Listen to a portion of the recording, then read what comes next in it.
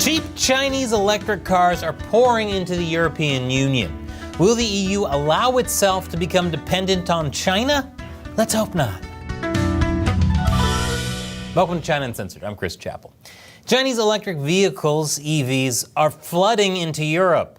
And considering how often Chinese EVs burst into flames, this might be an act of war. It's economic warfare, at least. You see, the EU, being the enlightened liberal thinkers they are, have set ambitious climate goals. By 2035, new fossil fuel cars will be banned. And so, Europe needs EVs, and China's got a lot of them. The clean air, breathe deep. In 2019, Chinese EVs made up only 0.5% of the European market. By 2027, that's expected to rise to 20%. Man, Chinese EVs are selling like hotcakes. Emphasis on hot. But it's not because of that made in China quality everyone craves. It's because they're cheap. About 20% cheaper than European EVs, according to the European Commission. Talk about a fire sale. Okay, I'm done. Now, part of the cheapness comes from the Chinese government subsidizing Chinese EV makers. Here's President of the European Commission, Ursula von der Leyen. Global markets are now flooded with cheaper Chinese electric cars. And their price is kept artificially low by huge state subsidies. This is distorting our market. The other reason they're so cheap is slave labor. But it's slave labor for the environment. The EU is obviously freaked out by this because this pattern has happened before. The EU used to have a booming solar industry until cheaper Chinese solar panels decimated the market. Chinese solar panels, by the way, mostly come from stolen Western intellectual property and are also made with slave labor. But it's slave labor for the environment. The few remaining EU solar manufacturers are currently hurtling towards extinction, with thousands of jobs set to be lost. But if a similar fate befalls the European car industry, it won't be a few thousand jobs, it'll be millions. Because according to the European Commission, the automotive sector provides jobs to 13.8 million Europeans, representing 6.1% of total EU employment. Wow! If only the same European Commission didn't set incredibly ambitious emissions goals that led to a market full of cheap Chinese electric vehicles. Might have shot yourself in the foot with that one. But you shot yourself in the foot for the environment. Well, it seems like the EU might actually be fighting back this time. And as we do not accept this distortion from the inside in our market, we do not accept this from the outside. Last September, she announced an investigation into Chinese EVs and the possibility of tariffs. The results of that investigation will be presented in November at the latest. This is something the U.S. has already done.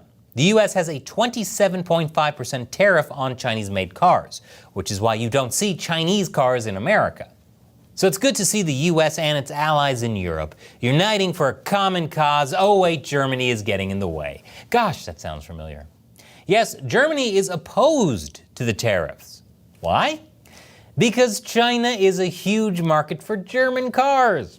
In 2020, 1 in 3 German cars were sold in China.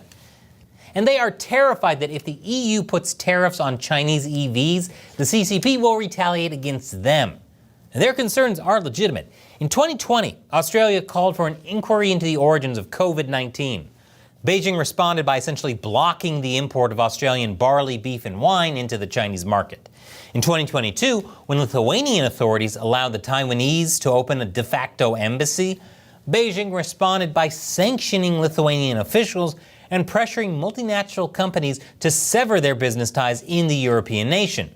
This row led to Lithuania exports to China declining to almost zero. This is why French government officials are warning that Berlin will try to undermine the electric vehicle probe launched by the EU in an attempt to protect its car manufacturers' interests in China. But here's the thing, even if Germany does manage to derail the EU investigation, German car companies in China are doomed. That's not my words. That's an industry insider speaking to Reuters, saying the situation is doomed. And that in China, foreign brands' days are numbered. Because this is a pattern.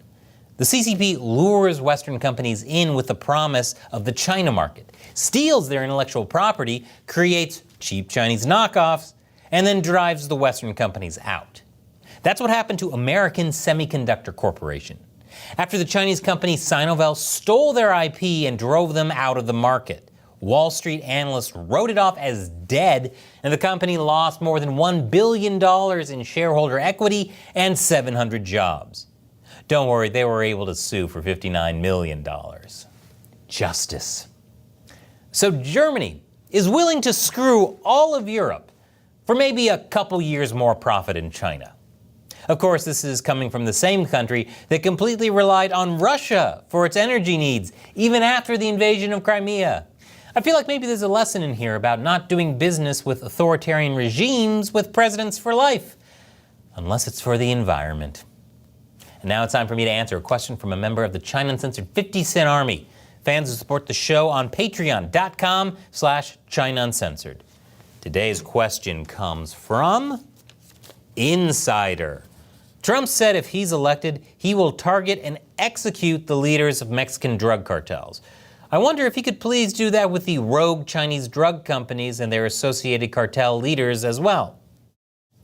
Great question.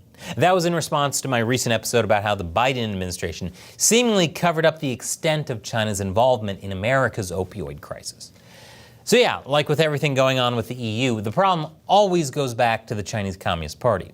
Until countries around the world really unite together to solve that fundamental issue, nothing will ever really change.